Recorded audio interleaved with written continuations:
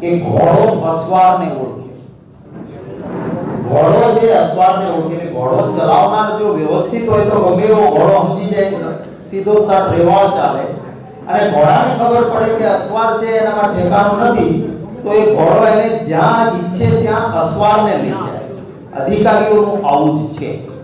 ભારતીય જનતા પાર્ટીના મંત્રીઓ અને હોદ્દેદારો અધિકારીઓ પાસેથી પૈસા લે છે, એની પાસેથી કરપ્શન કરાવે છે, પેલા સામેથી કરવા દે છે અને પછી એને જ બ્લેકમેલ કરે છે કે તમારું ભાજપનું ધન સંગ્રહ પરિપત્ર બહાર પાડ્યો 24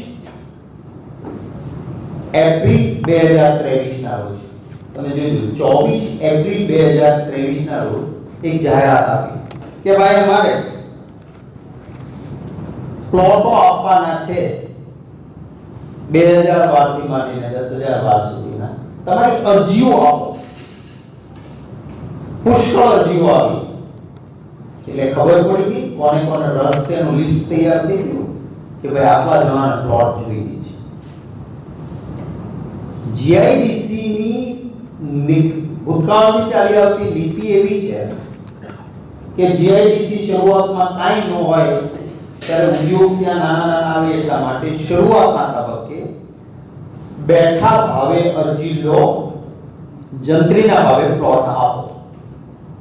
પરંતુ એક હદથી વધારે ડેવલપ થઈ જાય એટલે એને સ્ટેચ્યુરેટેડ ઝોન કહેવાય. અને એટલે કે સંતૃપ્ત ઝોન.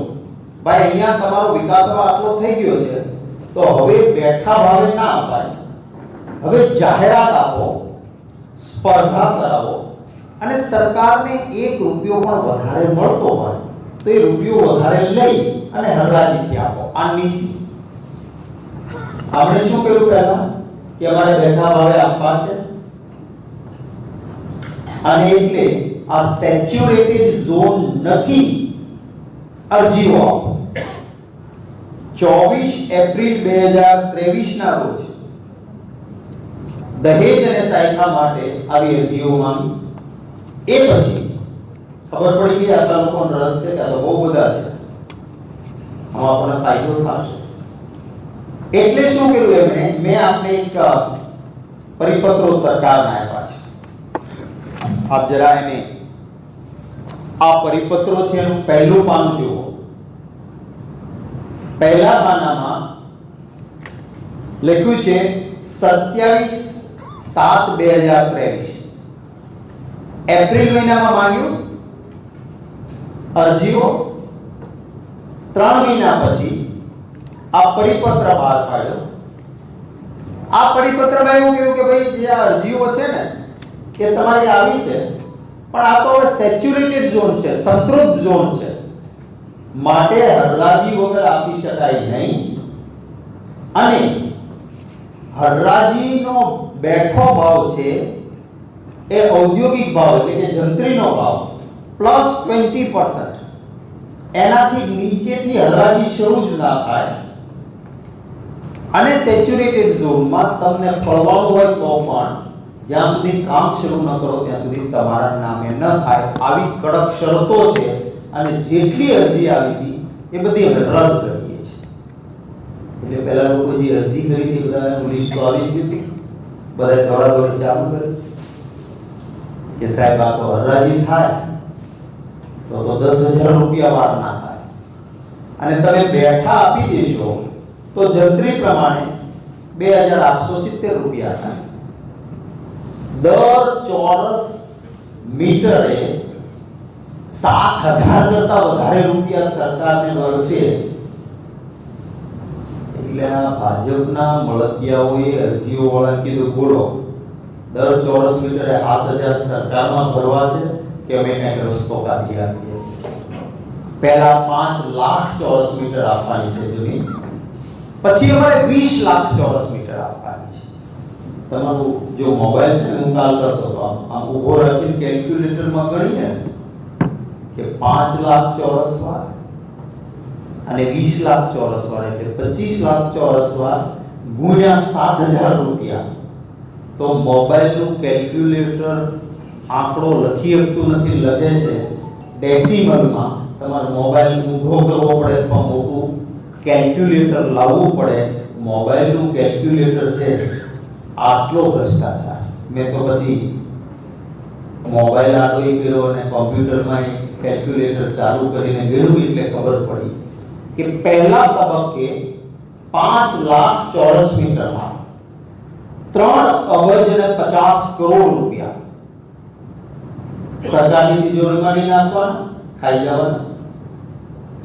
બીજા તબક્કામાં 20 લાખમાં 12 અબજ અને 200 કરોડ રૂપિયા સરકારની તિજોરીમાં નહીં. આ કરવા માટે શું કરવું પડે કે સેચ્યુરેટેડ ઝોન જાહેર કર્યો હતો ને એ કેન્સલ કરવો પડે.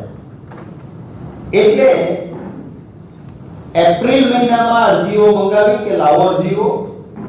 જુલાઈ મહિનામાં કીધું કે હવે બેઠા ભાવે અપાય નહીં, આ સેચ્યુરેટેડ ઝોન થઈ ગયો, બધાએ વહીવટ નક્કી થઈ ગયો. એટલે મેં આપને આ બીજો પરિપત્ર આપ્યો છે. આ સરકારી કાગળો છે. આ પરિપત્ર 8 ફેબ્રુઆરી 2024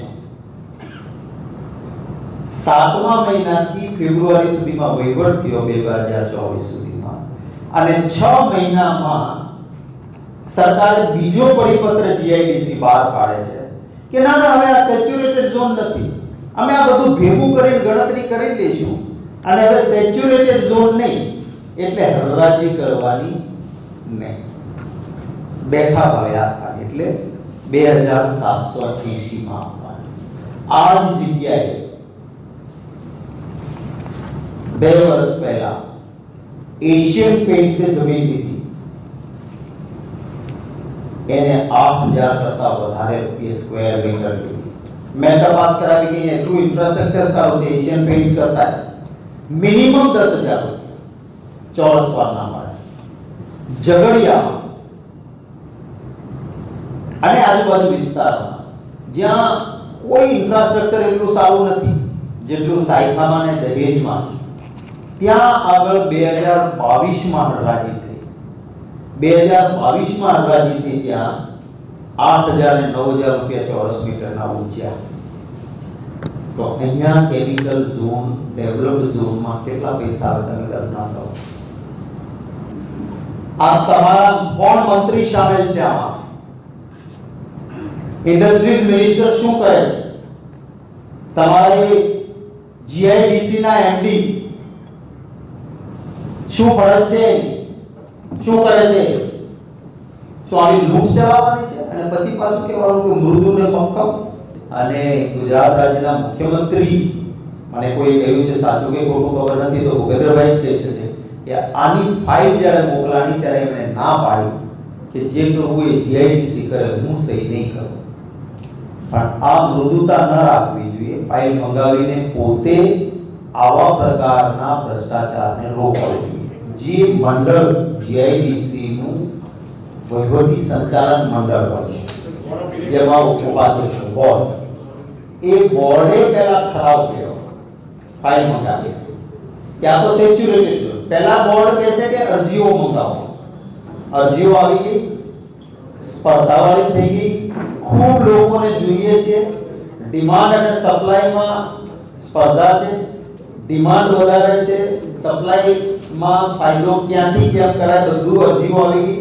આવ્યા પછી એને એક નિર્ણય કર્યો કે ના અરજીઓથી ન થાય, આ તો સેચ્યુરેટેડ ઝોન છે, બધી અરજીઓ રદ કરવામાં આવે છે. એટલે સ્વાભાવિક અરજી કરનારા વાળા દોડે.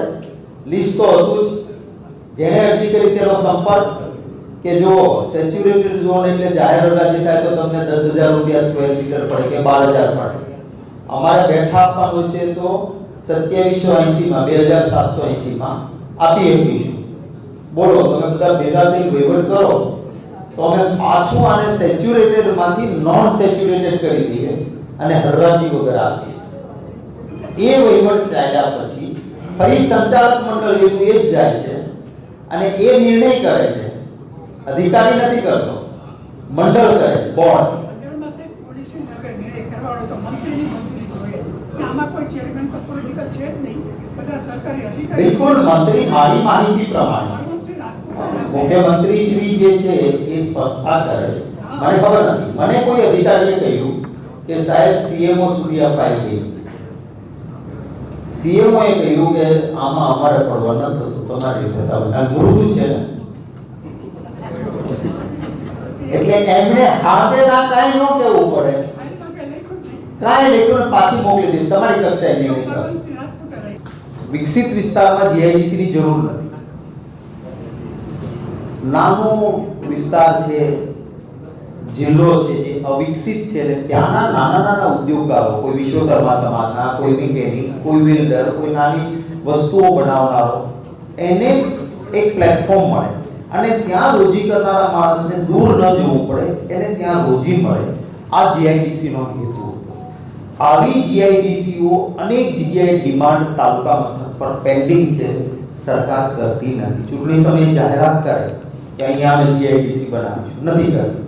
કરે છે શું કે જ્યાં વિકસિત વિસ્તારો થઈ ગયા ત્યાં હવે નાનાના બદલે પ્લોટને જોઈન કરીને મોટો બનાવવાનો, નાના ઉદ્યોગકારની બદલે કેમિકલ ઝોન ચાઇનાએ બંધ કર્યો છે તો કેમિકલ ઇન્ડસ્ટ્રીઝ વાળાને એવી જગ્યા જોઈએ કે જ્યાંનો એફ્લુઅન્ટ, જ્યાંનો કચરો દરિયામાં નાખી શકાય, નજદીક હોય અને તૈયાર ઇન્ફ્રાસ્ટ્રક્ચર મળે, બંદર નજીક હોય.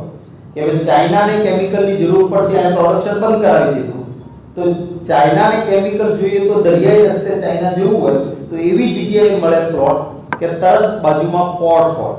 એટલે દહેજ અને સાયખા કેમિકલ વાળાના માટે સ્વર્ગ છે, જેને કેમિકલ ઉત્પાદન, એટલા માટે ત્યાં કર્યું. અને આખું જીઆઈડીસી નો મુખ્ય ઉદ્દેશ્ય નાના માણસને મદદ કરવાનો હતો. એના બદલે ભયમુક્ત ભ્રષ્ટાચાર, મોટા માથાઓને મદદ અને સામે હું તો જીકું છું કે આ કેમિકલ ઝોન યસ હું એટલું ચોક્કસ કહીશ કે મેં પોતે પણ સરકારમાં કામ કર્યું છે. એવું કહેવાય છે કે ઘોડો અસવારને ઓળખે. ઘોડો જે અસવારને ઓળખે એટલે ઘોડો ચલાવનાર જો વ્યવસ્થિત હોય તો ગમે એવો ઘોડો સમજી જાય, સીધો સાટ રેવાળ ચાલે. અને ઘોડાને ખબર પડે કે અસવાર છે એનામાં ઠેકાણું નથી તો એ ઘોડો એને જ્યાં ઈચ્છે ત્યાં અસવારને લઈ જાય. અધિકારીઓનું આવું જ છે. ભારતીય જનતા પાર્ટીના મંત્રીઓ અને હોદ્દેદારો અધિકારીઓ પાસેથી પૈસા લે છે, એની પાસેથી કરપ્શન કરાવે છે, પહેલા સામેથી કરવા દે છે અને પછી એને જ બ્લેકમેલ કરે છે કે તમારું ભાજપનું ધન સંગ્રહ આવ્યું દીધું, જો મેં આટલું કરાવી દીધું તો તમે શેના મને કહો છો? પોસ્ટિંગમાં પૈસા આપીને પોસ્ટિંગ લે, પછી પેલો ફોન કરે તો કે સાહેબ શેનું તમને આ બાતે મારે કાઢવાના ક્યાંથી? ભલામણ ન ચાલે ને કેવો વ્યવહાર કરે.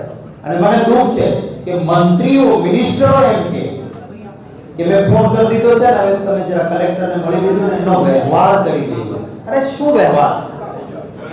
એટલે કરપ્શન એ જાણે ભાજપનું કલ્ચર છે. આવી સ્થિતિ છે.